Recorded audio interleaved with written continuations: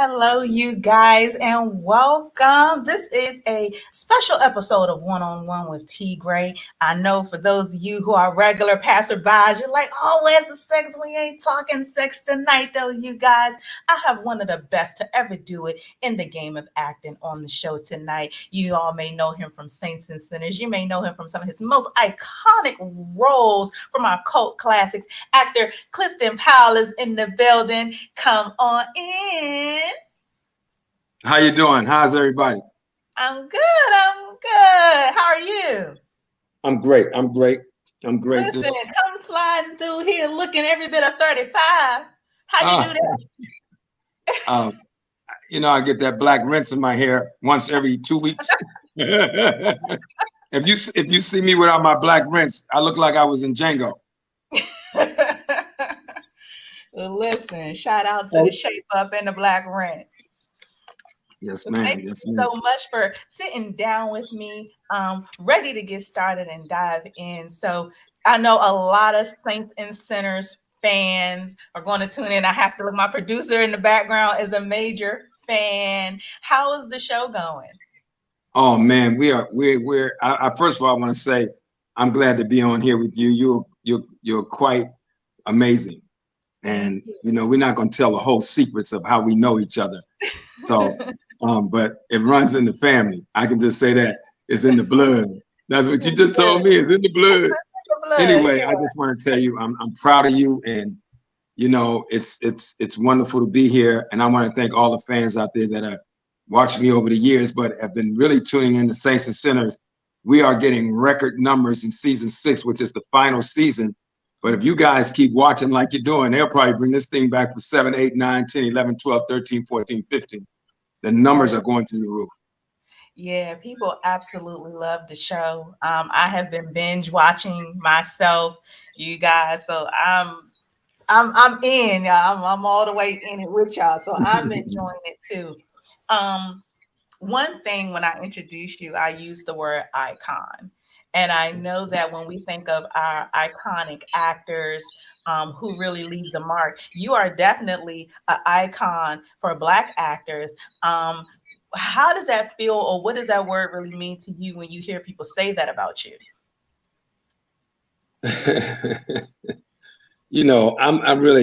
I'm just in awe of the blessing that God has put on my life in terms of how I came up in DC. I had a tough childhood, and I really truly only wanted to be a football player. For all the old guys out there, I really wanted to be Charlie Taylor. And Charlie Taylor, of course, was a big time Washington Redskins or Commander, or what do we call now, the Commanders or something? Yeah, that's. Well, I'm an old Washington Redskins fan from I was born in 56, so the day I was born, I was a Redskin fan. So I really, truly just wanted to be Charlie Taylor, man. My passion was football, and I think God had another plan for me. So when I talk about this journey that I've been on for the last 35 years, it's just all a blessing. And people call me iconic. I don't think I started out to be iconic, because I tell all the young people I was the worst actor in my program. I wanted to be a football player. And then after football, I really have to tell you, I didn't have a desire to be anything other than a football player. And after football, I was going to drive a bus, because they said bus drivers made $6.50 an hour back in 1972. Wow. And that's a fact. So when somebody says I'm iconic, I just think, man, if a little Black boy from Southeast DC can do it, anybody can do it. That's how I really feel. Amen to that. So being a little Black boy from Southeast, of course, not having an upbringing that, what society say is what is it in your childhood or in your life as you grew up that you take and you put into some of these roles? Well, I don't know if that's the fact. I think growing up in the hood, you see so many different colorful characters. Walking down 8th Street, 8th and 8th, you see all different types of characters. I think I've grown up with so many different characters. And the system of acting that I study is called the Stanislavski system. or what we call method acting. And a lot of times with method acting, you start with your life as a base, and then you take from your life and kind of mesh it with the character from a mental standpoint. Like you may see Billy Bob Thornton. When I teach classes, I tell all my students to watch Sling Blade. Yeah. Well, you borrow some from your childhood, you borrow some from research, you borrow some from people you've seen along your journey, and then you add the physical stuff, but you get the mental and the internal stuff. So I borrowed a lot from my own childhood, from my personality, from the things that I've gone through growing up. It's a mesh of a whole lot of things. It's like a potpourri of stuff. Oh no, not the potpourri. Yeah, it's like a potpourri, like a big old. Potpourri Well, let me just say this. It's like putting together a stew. Because if you study acting and you understand the Stanislavski system, it starts from the mental, internal thinking of a character, and then you put on the physical, and you borrow. You borrow from your research. Like when I played Dr. King in Selma Lord Selma, I think it was in 1997. I'm a Pisces, so I'm a giver. If my all my inner circle friends know that I'm very emotional, I'm very passionate. My kids tease me because I cry all the time, but I'm a Pisces, so just a general nature. So I borrowed that to play Dr. King. Right. Now, some of the things that Dr. King went through, because I came from the streets and from the hood, I don't think I could let nobody hit me in the head with a brick or spit on me. So that stuff I had to do research from. Yeah. So some parts of my personality I was able to infuse into the character, but the general internal thinking of Dr. King, I had to borrow and do research to understand that from a from a total perspective. Yeah, most definitely. So having all these things, all these flavors to your stew and so many things that you've put together, it has catapulted you into the forefront of a lot of things. You're NAACP Image Award recipient. You have been on mega stages, mega movies. Has there been one thing that you could say is your biggest triumph so far? From an artistic standpoint, I think playing Dr. King it's got to be, although it was years ago, it's got to be, one of the most incredible feelings in the world to portray a man, of such astound, magnificent, I should say. Magnificence is overwhelming. When I booked that job, I kind of actually turned it down because it's a long political story behind Disney. I wasn't their first choice. So a lot of roles that people see me in, I'm not the first choice, but because I've been trained so well, I go in and knock the first choice out of the box because it's prep, but I'm not bragging about that. It's just preparation meeting opportunity. So when I went in for Dr. King, Reuben Cannon was like, "Hey, Cliff, I'm not exactly sure how your picture came across my desk because you play a lot of gangsters, and I know you're not gonna play Cuddy as Dr. King, And then the producers didn't want to read me because they had a bigger star. I wasn't a name, really a super name at that time. And they had a name actor, but I'd stayed up all night long and studied Eyes on the Prize. And I memorized Dr. King's speech. So I would say that is probably the most overwhelming moment of my career to have portrayed such a great man. And then Ray was, I can't even, I have to put that in the same box as Selma Lord Selma. But then I'll have to go back and thank my friend. First, I want to thank my friend Jamie Foxx for allowing me to be a part of Ray, because he stood up in a meeting and said, if Cliff Powell is not in this movie, it's going to be a problem, because the audition was amazing.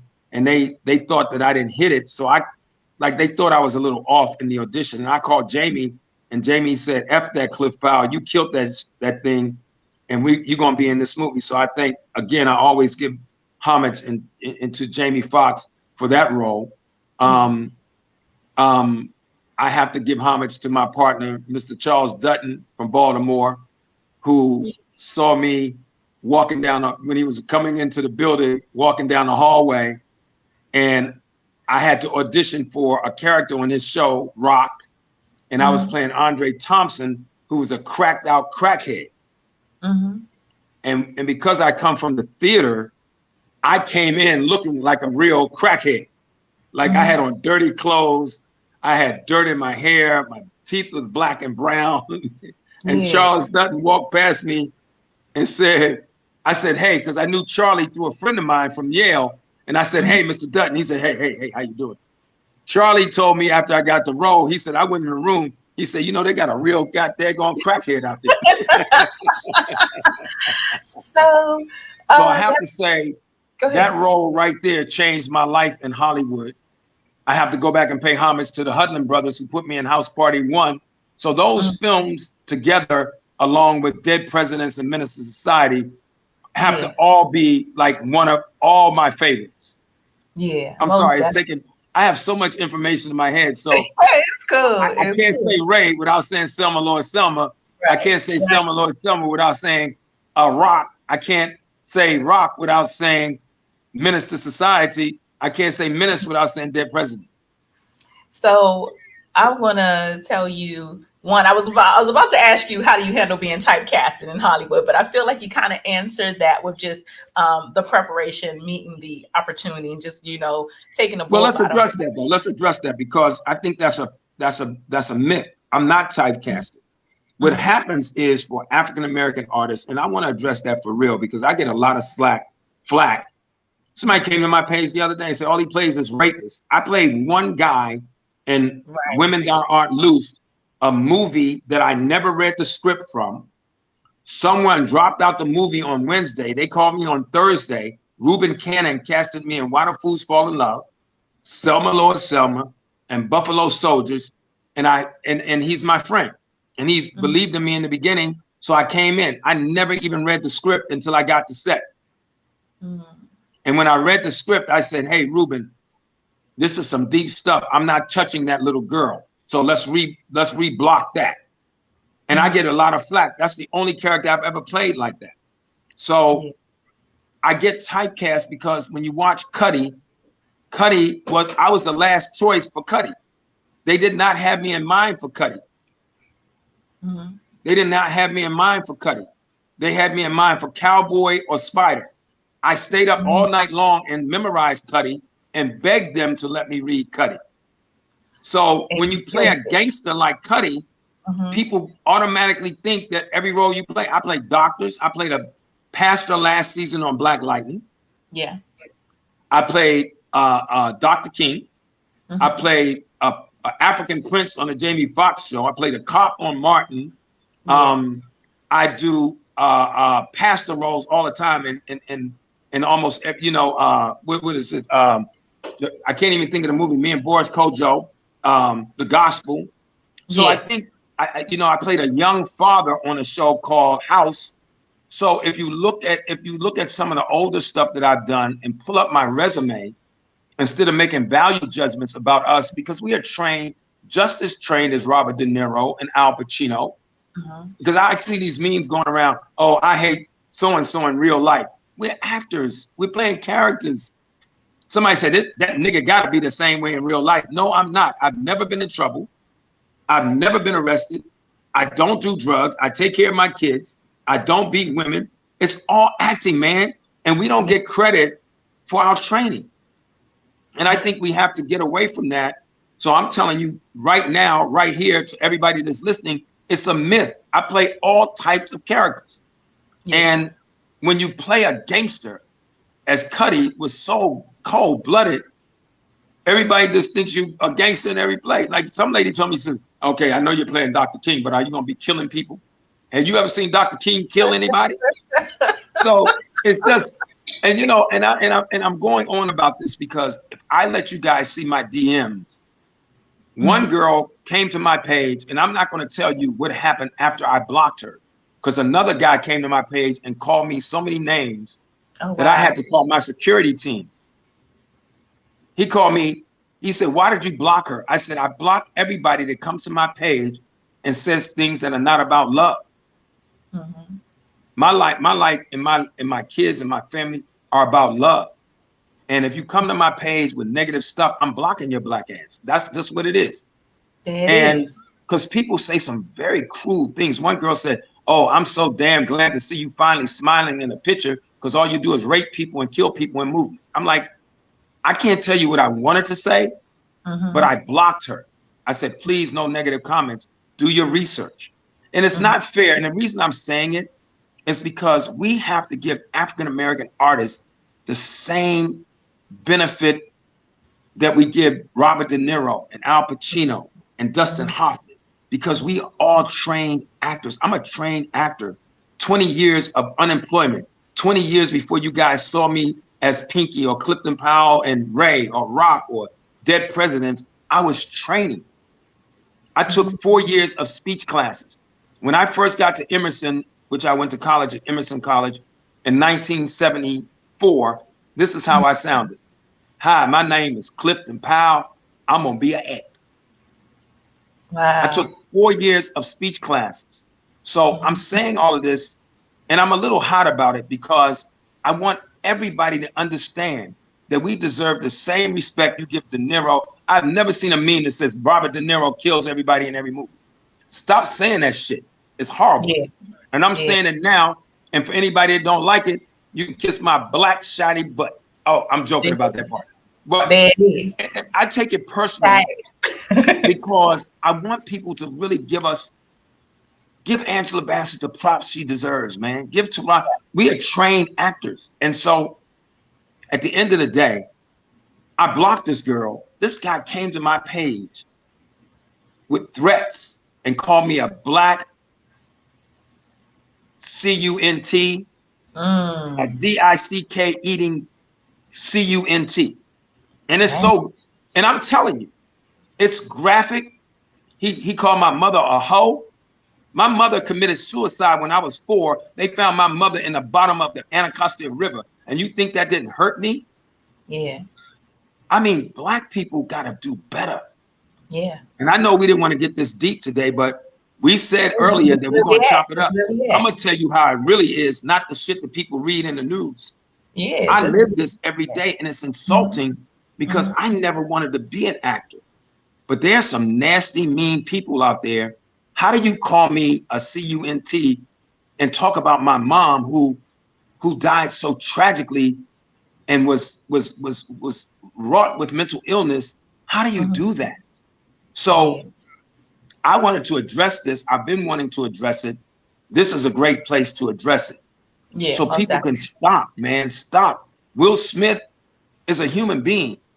He had a moment of a lapse in judgment. It's a lot of things that lead up to that smack that don't line up for Will and Jada. Her mother made her marry Will. She never wanted to marry Will or anybody. You can't make a kid marry somebody because they're pregnant.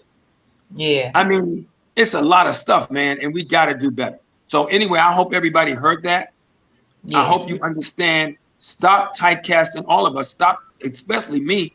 I play everything from Martin Luther King to Pinky to Ray to Cuddy to a pastor on Black Lightning to a father to African princes to doctors, lawyers. Let us live, guys. And if we don't have black people support, we have nothing. That's for real.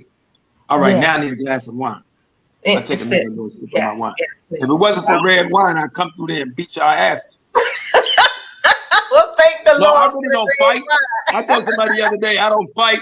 Well, I call my security on your ass. In a minute. In a minute. No, but this guy came to my page, man. So he was so nasty that I had to call my guys who are my security, like special, they're special forces guys. Yeah. Because I read a story about this girl that got killed from internet bullying. Yeah. So I take that shit very seriously. So if you hear me talking, don't come to my page with no bullshit because I'm gonna block your black ass. I don't know if I can cuss, but I'm cussing today. I'm gonna block your black ass. And if you go any further, I got a team of federal agents on my team because I take that shit seriously, man. I love black people. Black people have made me a household name, but we have to do better. We got to stop talking about Black Lives Matter to other people, we got to make sure Black Lives Matter to ourselves. And I'm going to stop right here. Hey, y'all, don't get mad at me. I'm just telling y'all the truth. It is what it is. So I'm going to tell you this story about, because you had brought up rock a minute ago. Okay. I remember seeing the cast photo. Mm-hmm. And Jesus Christ, I don't know how old I was, but I know I don't even know if I was 10 yet. I might have been. I'm not sure. Mm-hmm. But I remember looking at the cast photo, and I remember people explaining to me, you know, who you were and why this photo was important and why it hung where it hung. Mm-hmm. And not in that moment, but as I got older, it helped me to understand what potential is there. You know what I mean? So I didn't know at the time exactly who Clifton Powell was, but I knew that because this person had this potential, that I did too. So who were some of the people that inspired you along your journey? Okay, so I'm going to try to get through this without crying. Go ahead, cry. Okay. I'm going to try. I did a podcast last week with a brother named Brad Johnson, who gave me my first job in Hollywood. Mm-hmm. And it just got so emotional because, you know, the cat didn't know me from a hole in the wall. That job saved my life. And then I did a podcast the week before with Black fathers. And he said, if your dad could hear you, what letter would you write to him? And I just fell apart. Mm. So I have to start, first of all, with my family. Cousin Francis, my mama, my daddy, Clifton Lewis Powell, my mama, Cleo Powell, my sister Marianne Brown, God rest their souls, they've all passed on. Mm-hmm.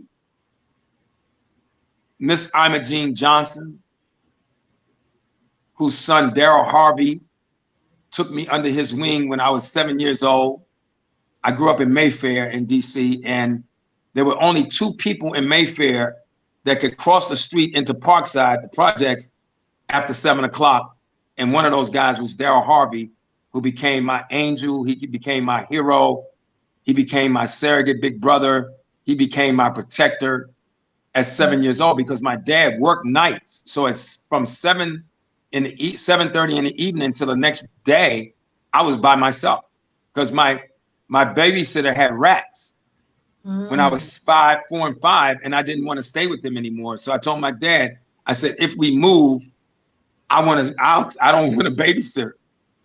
And my dad had to work. So I had a plethora of people, all the people in my neighborhood that helped raise me. Miss Wheeler, Margaret Hicks, Fillmore Hicks, Mr. Dick, all my teachers at Neville Thomas Elementary School. So when you see someone make it in this life or in this business, especially in this arduous business acting, it's a line of people. All of my teachers at Workshop for Careers in the Arts, which became Duke Ellington High School. Mm-hmm. And Debbie Allen was my dance teacher. Oh, wow. So God rest her soul, Glenda Dickerson, who ran the Spelman Drama Department for years, was my mentor. Charles Brown, God rest his soul, is the reason I stayed at Workshop for Careers in the Arts, because I was so ghetto and so edgy. They about to put my black ass out of there because I was scaring everybody, because I never wanted to be there. To all my teachers at St. Anthony's, to my nephew, who's the sportscaster, James Brown, everybody knows JB, who's always been just a shining light in my life, man. From the time I was a little shorty, 3rd, 4th, 5th, 6th, 7th, 8th grade, 9th grade, JB came to all my plays when I was at workshops, all my workshop teachers. To Mr. Dennis Wiley, I'm not sure if he's out there and still alive, but I want to say thank you for even letting me be a part of Workshop. Yeah. To Mr. Charles Augins, Mr. Skipper Driscoll, some of these people have passed on. To Kiki Shepard, everybody knows Kiki. Mm-hmm. All those people, Mike Malone, Peggy Cooper Cafridge, And I'm David, Kenneth Doherty. I'm sure I'm leaving out a few people, but those are all the people who are responsible for me talking to you right now. Were it not for those people, I wouldn't be here. And cousin Frances, who is what? She's my grandmother. Your grandmother. And you and I, second cousins. Yeah. I guess y'all should know that. And I remember meeting you as a little girl. I remember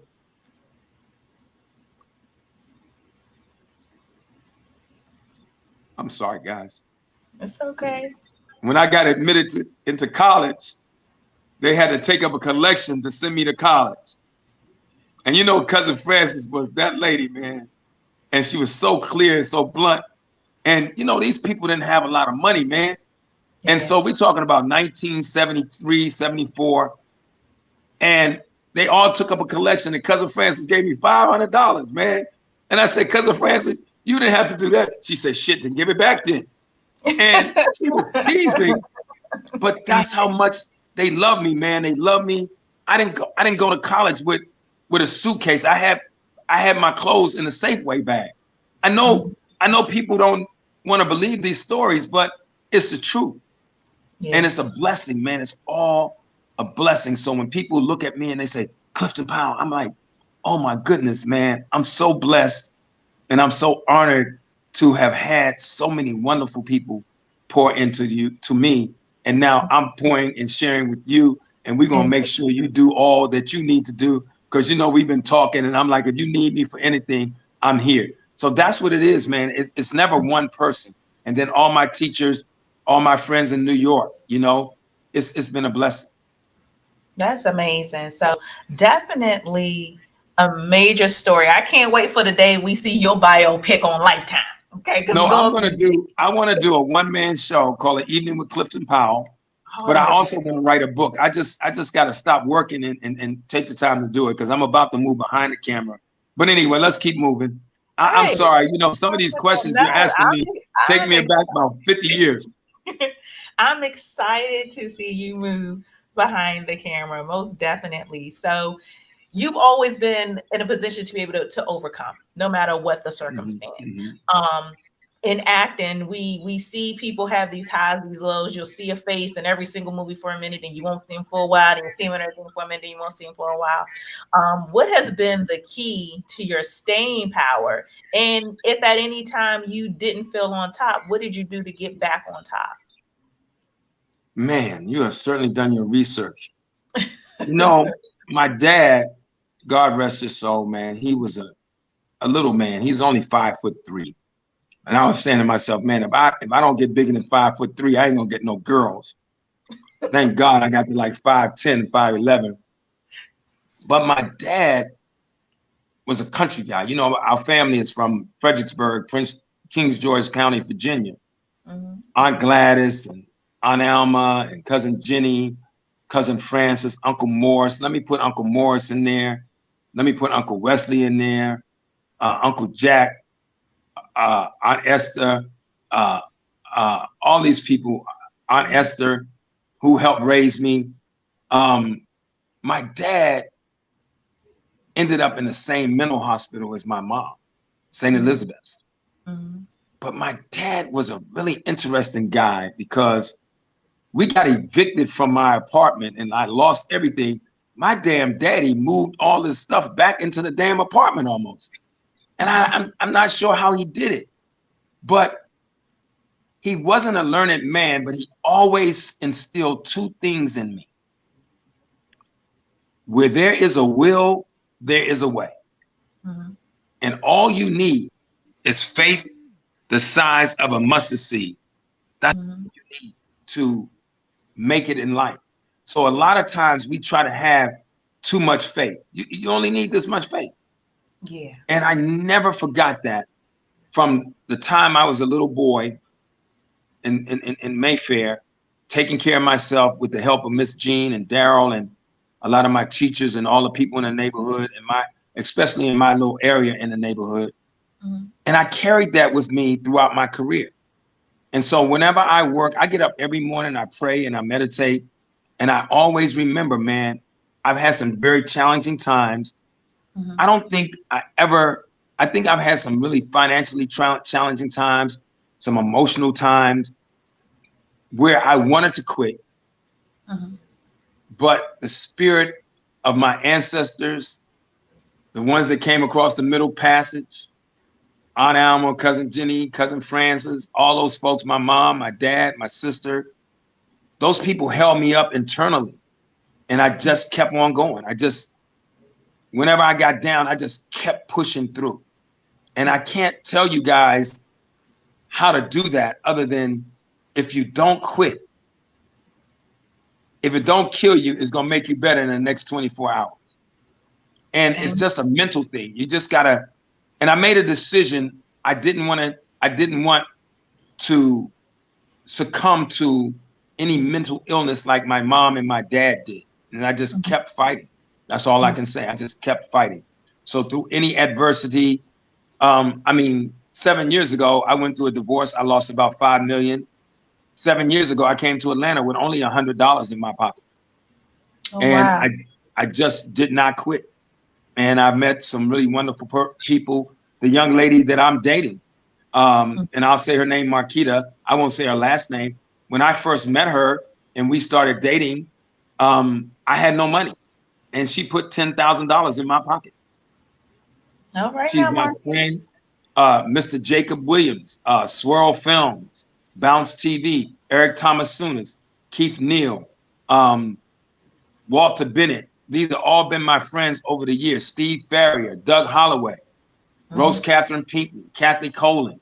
These are people that when I was homeless, who held me up and helped me mentally, helped me spiritually, who helped me financially. My kids kept me going. Yeah. JB was always there. My sister has always been there. So it's a plethora of people because you're going to have times when you want to quit. Yeah. But you got to go deep inside of yourself. And you got to say, where there's a will, there's a way. And faith is the belief in things unseen. You got to go there. And that's where I go every day. And I'm sorry, guys. I have so much. This is kind of special for me because your dad was my first cousin and one of my cousins that I helped raise. Your dad, and you know, God rest his soul. He was always there for me. He was a big old boy too. Huh? I said he's sitting right here in this necklace.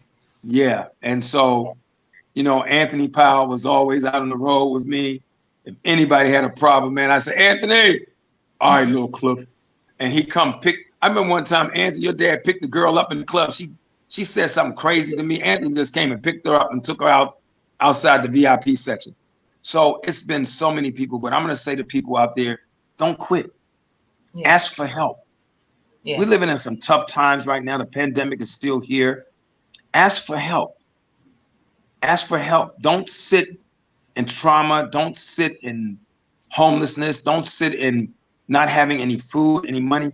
Ask for, I'm telling you guys, I've been up and I've been down. I've been homeless 4 times in my career. I just never quit. And I always ask for help. I just ask for help. So I think that's a blessing. Man, you asking these damn deep ass questions. I can't just answer these. Don't y'all get mad at me. I'm trying to give y'all the real deal.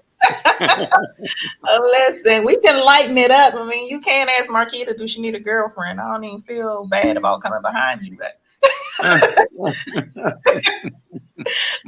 No, Marquita is a gangster. She's a true boss.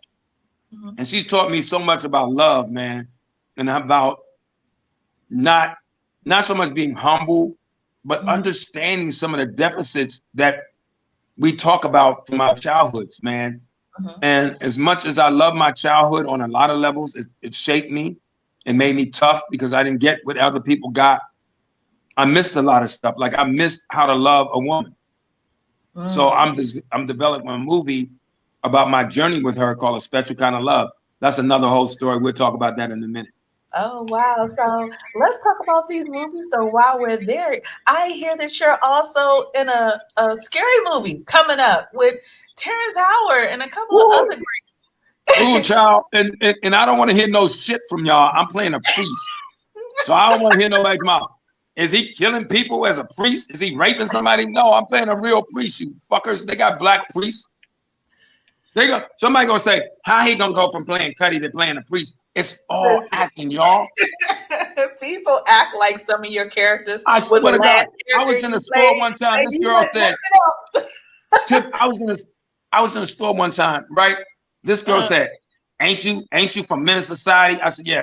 Oh, faggot ass Chauncey, oh snitch. I'm like, bro, it's just a movie. It wasn't no movie. You really are a snitch. I mean, it's crazy. So, I'm gonna say this real quickly. I enjoy the work that I've done and making people laugh and happy. But I'm telling you, the flip side of this shit is really hard. I'm not gonna tell y'all, Negroes. I wouldn't want to be Will Smith and Jada right now. This shit is hard, man. Yeah. Even your friends hate you, your family hates you. It's just a lot. Yeah, it's a lot.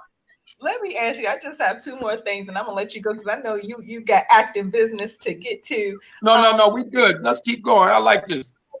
I hope y'all getting something out of this. I hope y'all understand it. Tell y'all friends to stop messing with us and putting us in boxes, man. Let us work. Yes, let y'all live. Let y'all be amazing as you are. So from the first day you stepped on a set to when you probably just stepped off for one last week, what has been the most important thing you've learned about yourself as an actor? Man, what a great question. I watch Saints and Sinners every night. And every night I walk away with something new that I can work on. I watched a clip of Denzel. I was like, man, I got to keep working. That Mother Hunchy is the king. I learned I never get comfortable. People think I'm a fine actor. I think I'm a fine character actor.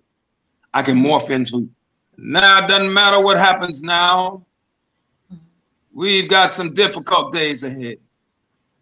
Like anybody, I would like to live a long life. Longevity has its place. And then I can go, hey, baby girl. Or then I can go, oh, who sent you? It's all training. And what I do is I'm constantly reading. I'm constantly trying to continue to grow and learn within the art. As I move behind the camera, I'm watching, I'm studying. I don't really want to direct, but I want to produce. I want to give Black actors another platform. I want to create a platform for Marquita, for my partner Jake, for my buddy who Walter Bennett, who's an amazing writer, who's a teacher, who we want to take some of the stories that he has. I want to bring some of these wonderful stories about African American people to fruition. As a producer, some of them I may be in, but I want to bring them together because I want to continue to grow and learn. And I think when you get to a place where you stop growing and learning, you've truly burnt out. And that's what keeps me going. I keep watching and learning. Somebody said, and this is going to be funny, why does Rex Fisher always throw shit at the end of his scene? Or why is he always kicking shit around? And so I had to go back and look at the scene, and I threw stuff like 3 times in one scene. I was like, I got to work on that. So I don't think there's any negative criticism. I take all the criticism. I'm constantly reevaluating. So there you have it. Hey, and ain't nothing wrong with that. So for people who want to get into this business, they want to be entertainment, they want to be actors. I know a lot of people look to you, to other people for advice, but what do you think are some of the most important things that folks should know about this business that they're not going to learn in school?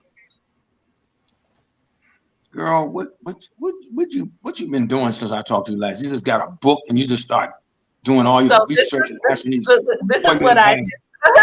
No, I ain't mad. You are. Hey, I don't know who's listening, but y'all need to give her a talk show. Stop playing around. I'm just putting it out there. This young lady needs to have a talk. Not only is she fine, but she's smart as hell. Shut up. Well, let me say this. Man. That is so many levels to that answer to that question. One is training. Don't believe the hype. Angela Bassett is a trained actress. Charlie Dutton is a trained actor. Denzel Washington is a trained actor. I remember seeing Viola Davis when I did this thing called Army Wives almost 15, 20 years ago. And I said, I don't know who this beautiful little chocolate lady is, but she about to take this thing by storm. And I said that to myself. I saw Taraji do a reading. She doesn't even know this. Years ago, up in the Crenshaw district.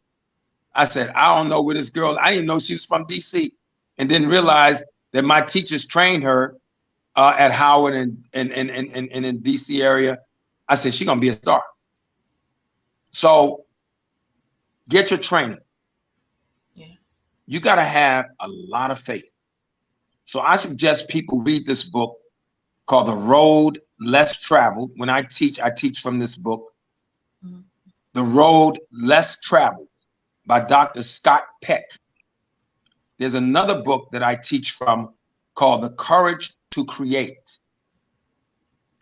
It is ultimate that you keep yourself in a positive thinking mindset from the day you start until the day you die. Yeah. I don't listen to a lot of outside energy. I was listening to Shaq the other day. He said, I listen to 5 people. I probably listened to about 7 people. Everybody else, I got to be honest with you. I'm trying to watch my language, but I'm not hearing you. Yeah. I have to tell the people that I train, block out all the noise. Some people will tell you you're not going to make it. I remember I was on a date with a girl, and you got to understand, I didn't get to Hollywood until I was 38. I didn't start making money until I was about 45. But in my 30s, I mean, maybe late 20s, 30s, I was on a date, and I remember coming out the restaurant with this girl, and she said, I don't know why you keep talking about being a damn actor. You ain't never going to make it. When we hit the corner, she went one way, I just left and hit the other corner and never saw her again in life. So part of it is blocking out all the noise. Get your training, positive thinking, blocking out all the noise. Now, this is something I learned from my sister Marianne, from cousin Francis, Aunt Alma. Be nice to people. Yeah. People want to know, why are you in everything? Because I'm nice to work with. I don't come with a lot of ego. I put my ego in my work. Yeah. I don't play that diva stuff. Get this book, guys. A wonderful actor that I work with, who's one of the baddest cats that ever came down the pike. His name is Louis Gossett Jr. He has a book called An Actor and a Gentleman. So I'm doing a Hawaii 5-0 with Mr. Gossett, and I call him Mr. Gossett. He said, no, just call me Lou. I said, man, if I stand here and call you Lou, you better pimp smack me in my head, in my face. Where just pimp smack me. I'm calling you Mr. Louis Gossett Jr. Because he's like, I said, this is Mr. Louis Gossett. Oh, just call me Lou. I said, Mr. Gossett, no. But he has a book. And when I say one of the nicest people to work with. So be nice to people. Put your ego in your work. Yeah.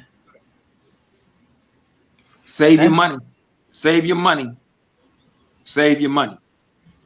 It's feast of famine. You can be hot and then and then you can be cold as hell. And the last thing I'd say, read about and watch and listen to wherever you can the history of Hollywood, because eventually you're going to get outside of television or stage and you're going to want to come out to Hollywood and make movies. Learn the history of Hollywood so you'll know how to carry yourself from a moral standpoint. And I'm not going to get deeper than that. Those are the things that I tell young people, and get your training. Get your training. Yeah. I knew I had to have my red wine tonight, because I'm telling you, girl, if y'all don't get this girl a talk show, and I'm going to be her first guest, and I'm going to come on with me and my Pinky Girls and my Pinky Hot Pants outfit with my man person. And I'm ready. I'm ready. I'm ready for all of it, including the man purse. And I'm gonna bring Marquita with me. Yes, I would love to meet the lady that changed your life around. But it's amazing what you have been able to accomplish in 25 to 30 years, let alone just this past 7. with showing up in Atlanta with only $100 in your pocket. Some people can't ever see the bigger picture. They can't ever see what's on the other side of what they're going through. So definitely you are a shining example of what that push really means, of what it really can do, what it really can be. I want before you go to the next point, I want to stay on this for a second.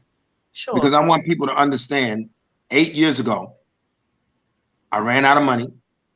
I went through a horrible divorce. It was the best thing that ever happened to me. Yeah. I was doing a play in Toronto, and the pastor said, sometimes God gotta put you in a mess to clean you up. And I was crying like a baby. And I went up to him after church and he said, young man, just hold on. Yeah. Sometimes you got to be in the storm, and sometimes you got to learn why you're in the storm.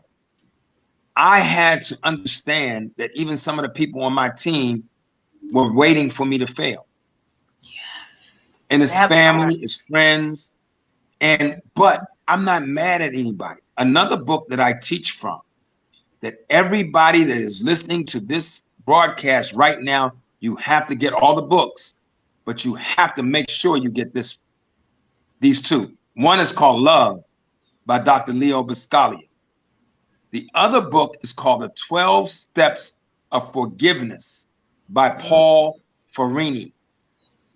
That book changed my life, and God bless the lady that gave it to me. Her name is, I call her Miss Anita, but her name is Anita D'Aguilar. She saw me one day as I was coming through my divorce, and she asked me for an autograph. And I was in a bad place, and I said, right now, ma'am, I don't feel like signing no effing autographs. And she said, are you okay, brother? I said, no, today I'm not. And I broke down. You know, when you're from the hood, you can be depressed and not even know it. Like, I didn't know. I was gone for like 6 months. Yeah. Because it was emotionally devastating. And she went to her car and she said, stay right here, brother. And I tell the story because I want people to understand my journey. She said, take this book and read it, and it's going to change your life. Now, the crux of that book is not about forgiving others. It's about forgiving yourself for what you have allowed other people to do to you. Because a lot of times we see the red flags. Yeah. Now, spiritual people live this every day. But if you've been brought up in religion and not spirituality, you might miss it. Yeah. You know, religion and spirituality are totally different, if you ask me. Because I know some mean-ass religious people, and I know some really deep spiritual people who don't necessarily embrace formalized religion. Yeah. So it's really complicated. I embrace all of it, but as I began to grow spiritually, and I read that book, I picked it up and I read it, and then I really didn't read it, and I put it down, and then I was messing up all of my other relationships. I said, maybe it's not the other people, maybe it's me. And I read that book, and what that book is about is forgiving yourself for going past the red flags, and now you getting in bed with the enemy, but they showed you they were enemy, you let them in, and now you're mad at them. So you're pointing fingers. But when you point a finger at somebody, they're 3 pointing back at you. Indeed. So that book, truly, when I was homeless and destitute, that book changed my life. So instead of being angry, I came out of that period of homelessness and not having any money. It is devastating to go from being a millionaire to having nothing. But I wouldn't change it for the world, because it got rid of all of the dead weight, all the people who were waiting for me to fail, all the men, and it's not just Black folks, it was everybody. It was men and women, it was friends, it was some family, and it changed my life because I stopped blaming everybody else. And I took responsibility for myself. So that is the key to understanding how to stay connected to whatever your passion is. Take responsibility for what you allow people to do to you, and set boundaries, healthy boundaries, and listen to that inner voice. That's what saved me. Ooh, you just preached the word in here, y'all. Okay. We're gonna go ahead Well. I'm around. gonna ask everybody to put their hand on the. Don't make no sound. We gonna I'm asking everybody to put your hand on the phone and send me and Tiffany a worshiping offering. $100,000, $100. Everybody out there, put your hand on the phone. Back in my day, they had a pastor said, put your hand on the phone and send us $50 or $100. So if you receive that blessing, guys, stop. I'm having fun. I'm teasing. This is all. Tiffany, you know I'm gonna get in trouble. People are like, $sign T.Graye. He don't need it, but I tell y'all what. Send it in. Tiffany, you need to do. You need it. If anybody is listening, this girl is not only great as an interviewer, but she's funny as hell. Just leave $100 at the door, y'all. Anyway, we just having fun. Please don't be offended. Wait till I come to Atlanta to sling these jokes. You got to catch it. I'm coming out there. I'm coming out. I'm going to be right in the front row. I'm bringing Marquita and my Peaky people. So before we go, I will be remiss if I don't talk about this because this is what is in the news and everybody wants to know what's going on. So, oh my goodness. I thought we were going to get past that. Go ahead. So your son, of course, is dating Sasha Obama. And so everybody is in a buzz about it. And I know that you've been on my show before, Michael Collier. We talked about how that limelight and the relationships, how those things can be, trouble sometimes. Have you given your son any advice about handling such a high profile relationship? Tiffany, when I hang up, I'm going to get another half a bottle of red wine. As you should. You have really, really done your research, and I'm really, I'm really impressed. I mean, the last time I came on was me and Michael Collier, but this time it's just you and I. You have really impressed me. First of all, I think you're amazing. Thank you. And just so y'all know, I met her when she was a little girl, and then we reconnected as she was an adult. And so we're rebuilding our connection. This is my second cousin. Her dad, who, God rest his soul, was my first cousin. Cousin Francis was his mom, and that was your grandma. Yeah. I'm working on a piece along with about 5 other scripts that I have. And one of the pieces is called A Special Kind of Love. I'm going to do something here that I haven't done. I'm going to take a second and see if I can get Marquita out here. Can I do that? Yes. I'm glad to meet her. Hold on. Kita B. Marquita. Give me a second, Tiffany. Okay. And I got to do this, Tiffany, only because I can't sit here and take credit for what I've learned about love. You want to join me on this podcast real quick? We're talking about love. No? Huh? Okay. Hey, Tiffany. Yeah. She's laying watching TV. She's like, I ain't coming on there with my hair all messed up. But anyway, let me say this to you guys. Are we live? We are. Okay. Well, hey, y'all, this is what happens when you live, right? Yeah. Pretty much. They've seen me go through some things. No, shit happens because I want all the women and men to listen to what I'm about to say.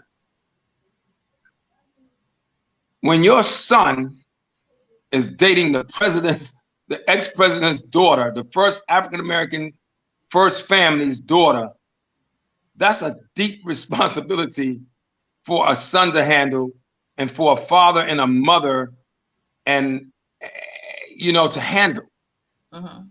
And I can't, if it were not for Marquita, and I'm going to say Marquita, teaching me at 62 how to love, I wouldn't know what to tell my son. The majority, and I'm not going to say numbers because I want people to write in and say, man, that's not true. Most of us are raised in single women households. A lot, yes. Look at the numbers. as much as I want to say what happened to Black fathers, well, it's a lot of political stuff. It's a lot of mental stuff. It's a lot of spiritual things. Slavery. I heard a psychiatrist say African Americans are suffering from 400 years of post-slavery PTSD. Mm-hmm. When you take the fathers out of the home, you are creating a vacuum that cannot be filled. Yeah. I didn't understand how important it was to be a father until I went through my divorce and I had to regroup and restructure and understand my life from a spiritual standpoint. Mm-hmm. As an entertainer, I got caught up in the whimsical fantasy and lifestyle of being a well-known entertainer. Mm-hmm. And I had a lot of challenges. Thank God I didn't do any drugs, but I certainly had my wild times. And when I do my one-man show, I'm going to talk about the wild years. Mm-hmm. And what I realized from being here for the last 8 years is that I am extremely dysfunctional because of my childhood. Mm-hmm. I've dated a bunch of women, but this is the first woman I've ever met that's made me aware of my dysfunction, because she had to sit in my disrespect. She had to sit in my callousness. She had to sit in my brash tone. She had to sit in my lack of respect. A lot of stuff that I've learned because she's a boss. She's a Pisces, Scorpio, Cancer, so she's all about love. If anybody's into astrology out there, she's all the love signs. Mm-hmm. And she had the patience. And it hasn't been easy for her. And I'm saying this publicly because we're going to do a movie called A Special Kind of Love about my journey with her. Mm-hmm.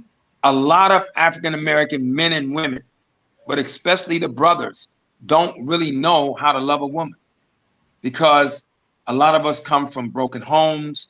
A lot of us saw domestic violence. A lot of us saw, divorce and a lot of things that tore the family apart.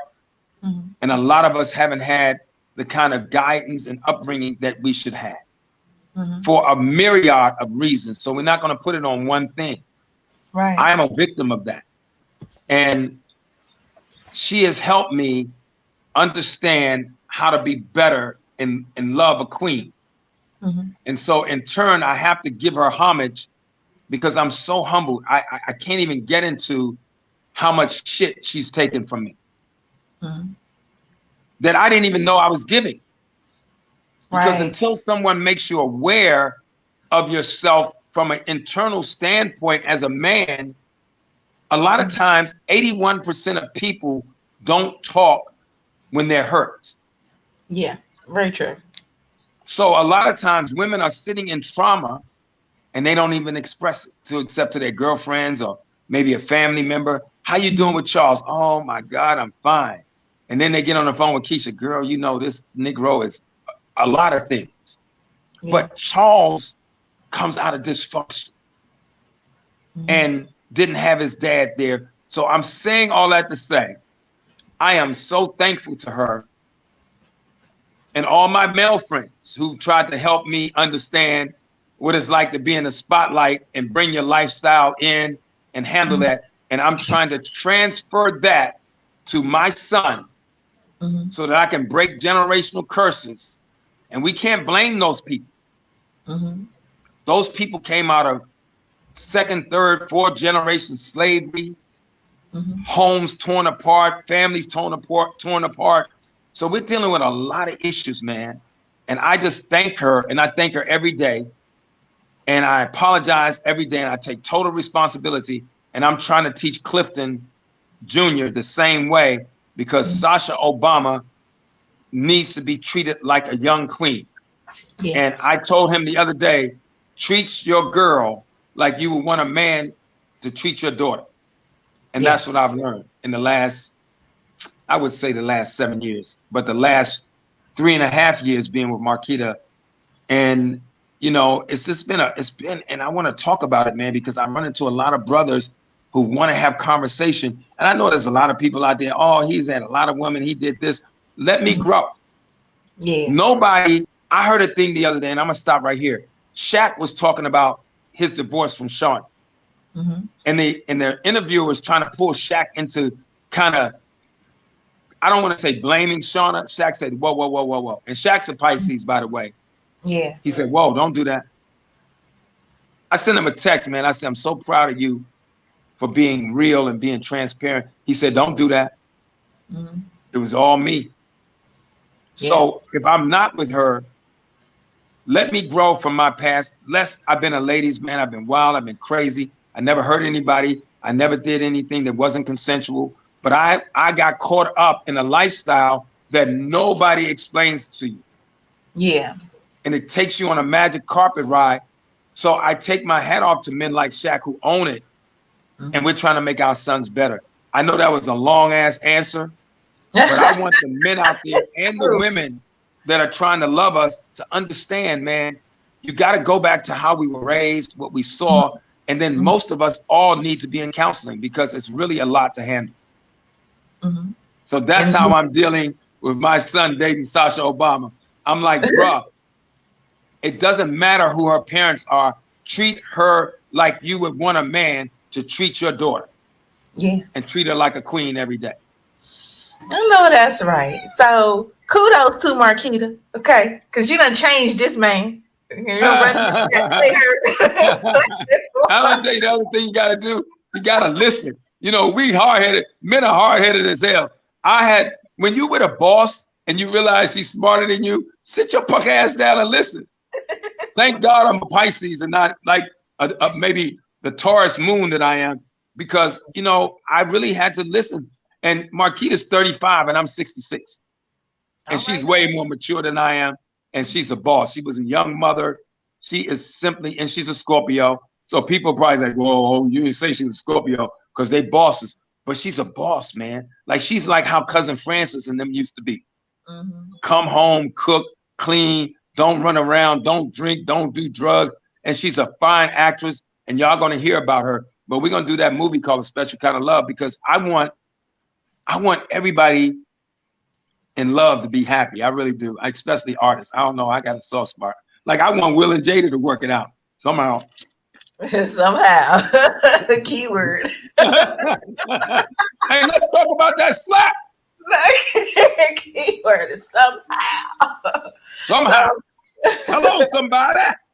Come on. But anyway, I said all of that to say I hope you guys are listening. But teach your male sons how to love. Yes.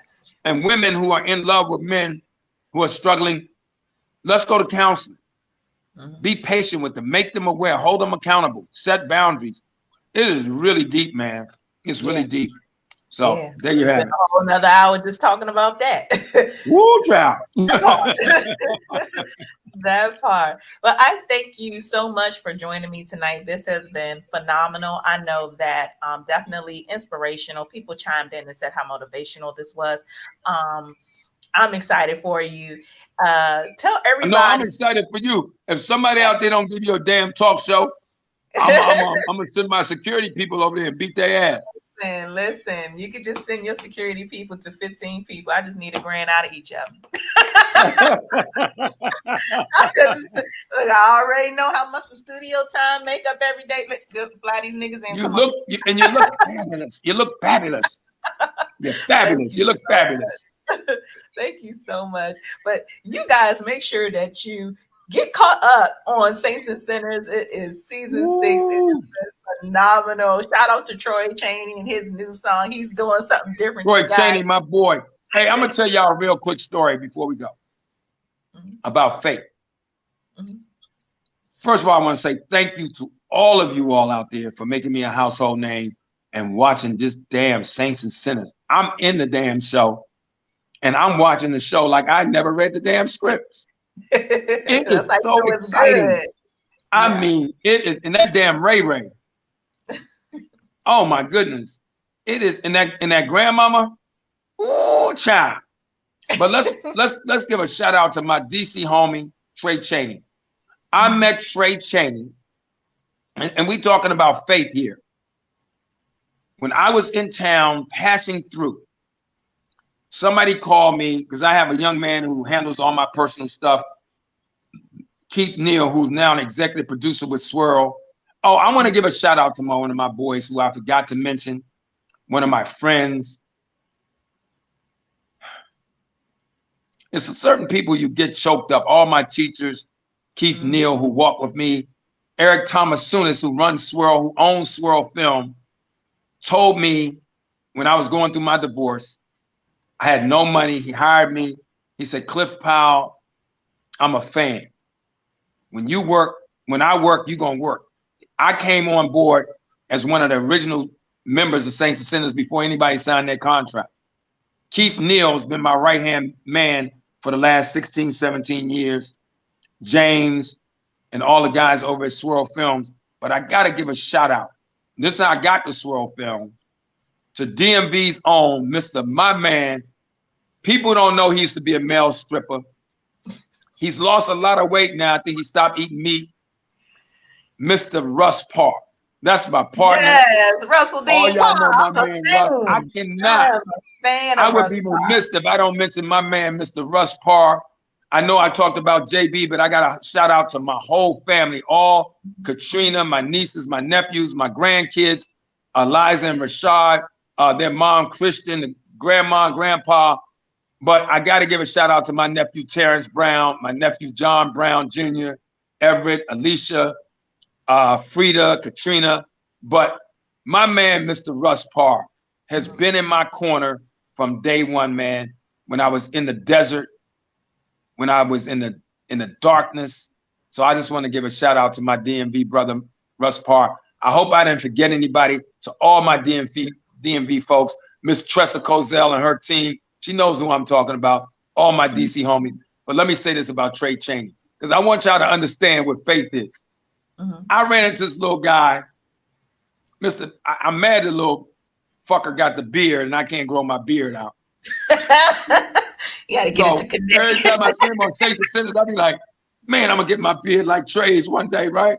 So I run into Trey, and he's doing this little, small, independent film. He come off the wire. He's trying to keep working. And he said, OG, you know, my name's Trey Chaney. I'm just out in these streets trying to grind. I said, listen, young man, stay in the game. Keep doing your work. Keep training. Keep studying. Because what happens, I heard you say earlier, sometimes we see people and then we don't see people. And then some people fall off and we never see them again. You know, after the wire, some people blew up. Some people just had to keep on working. Trey was one of those guys. I said, man, keep working, keep working, keep working. I don't know whether it was season 2, 3, or 4, but they were auditioning people for my son on the show, me and Vanessa. And let's give a shout out to the Queen Vanessa, to all the showrunners. Let's give a shout out to Bounce TV, all the writers, everybody behind the scene, the whole cast, everybody, because it's an amazing show. So I said, Trey, he came to me and said, OG, can you help me get an agent? I called Joy Purvis. I said, you got to take a look at this young man. I don't take credit for it, because if you're not trained and you're not ready to work hard, you don't get signed. She signed him.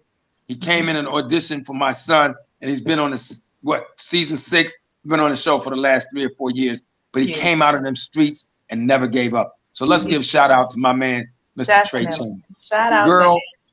And then I got to go. Quick. Let me just tell y'all, if Tiffany don't have a talk show by the end of the summer, I'm sending some people down there to talk to the people at the networks, okay? So I was going to say, when you had mentioned Russ Parr, so I covered the red carpet for his Big 50 premiere here in DC. And just as a director, I absolutely love him. I know a lot of you all who are local listen to Russ Parr in the morning time. He was on WKYS for years and years and years, and now he's on 102.3, still doing this thing, him and his whole team. But just as a director, he is phenomenal.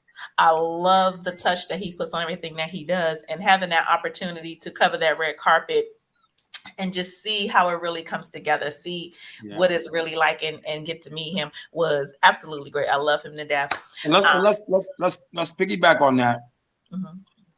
Working with Russ as an actor, Mm-hmm.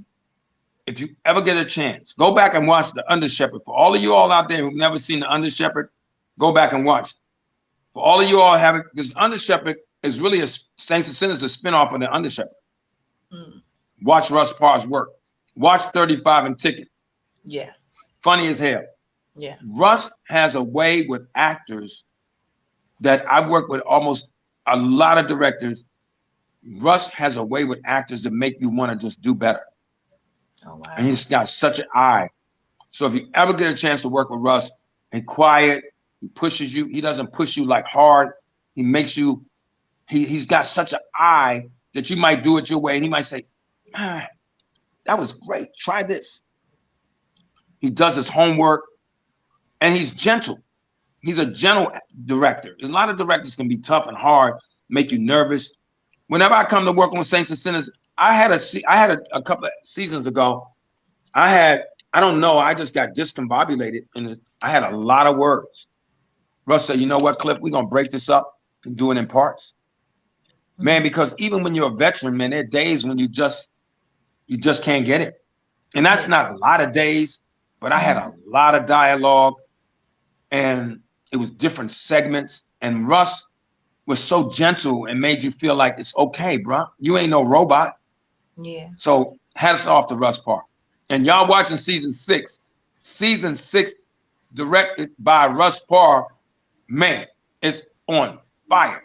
If you haven't seen it, go back. If you haven't seen Saints and Sinners, for all of you all haven't seen it, download the Brown Sugar app or get on Hulu. Mm-hmm. If you go to Brown Sugar, you can see season 1 through 5, and they have all the first 6 episodes of season 6. All right, now get caught up, you guys. Get caught up. Catch everything that is going on, is going down. You all already know who it is, the icon, the man himself, Clifton Powell here. And we have had a great time. I hope you all chimed in, learned something. If you missed something, run this shit back, okay? Because it's run it back. Don't play around. Gems all through here. Get your pen, get your pad, and write down every single book he told y'all to get. Okay. And if you ain't doing shit with your life, goddamn it, watch this again. It's gonna make you want to get up and do something. So thank you so much for taking your time and sitting down with me. I truly, truly appreciate it. Look forward to seeing you in person. Look forward to all great things coming from you and from you stepping behind the camera as well and directing and producing. Definitely have a support team here. So thank you so much. You all follow him at It's Clifton Powell. Make sure you stay out his DMs, okay? Because we will pull up. No, come in my DMs, but don't say nothing negative because I'm going to block your black ass. Don't say nothing negative.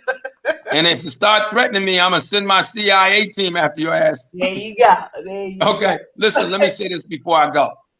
I want you to know how proud I am of you. Thank your you. Dad is watching. Yeah. Your mom, your family. You're doing an amazing job. And I'm really serious. Somebody needs to come and give you a show. Not only are you beautiful and smart, but you're funny as hell. So I'm honored to be here. You know, I got to get out of here before I really get emotional.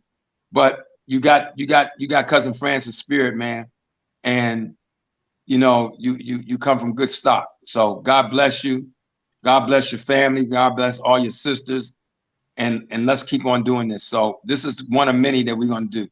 Okay. And I'm really serious. Somebody needs to take a look at how you're handling yourself. Some of the most poignant questions I've ever answered. Somebody step up and give her a show, y'all, because it's going to be a hit. And don't be trying to jump on the bandwagon after it's a hit. Talking about, I have been listening to her. Not like folks do. I always was helping them out. No. Give her a platform, y'all. I ain't playing. I love y'all. Listen, man. I love everybody around the world and the country, but I love the DMV the best. Give me some crab legs when I come home. Yeah. I want to give a shout out to my man, Jimmy Jenkins, who's doing something in DC at Duke Ellington. A shout out to Workshop for Careers in the Arts, Duke Ellington, all my folks in the DMV. I love y'all. God bless y'all. Hey, listen, I got to say this real quick. To all my high school friends at St. Anthony's who've always been in my corner. All my homies in Mayfair Mansion, Parkside, Mayfair, Woodson Junior High School. I got to say this, man, to all my teachers. There's a teacher who changed my life. I'm not sure she's still alive, but if she's listening and she's in the DMV, if y'all know of her, I think she was at Woodson High School at one point. Her name is Miss Turner. Changed my life, helped me get into DeMatha. I want to give a shout out to all those folks and to my high school friends who've been with me up and down from the beginning. I love all of y'all. God bless y'all. I'm finna go, Tiffany, before you start making me cry. I'm gone. All right. See you later. See you later. All right. So thank you all for joining me tonight for this special one-on-one with T.Graye. Something I'm going to try to do a little bit more often, you guys, and get a one-on-one in here at least every month or so, maybe every other. Y'all chime in. Let me know what you want. Okay, your girl's going to try to bring it to you. And you all have a good night. I know we ran a little bit long, but y'all have fun. I will see you all actually right here again tomorrow, 9 p.m. for Illustrate Radio. And y'all be safe. Bye-bye.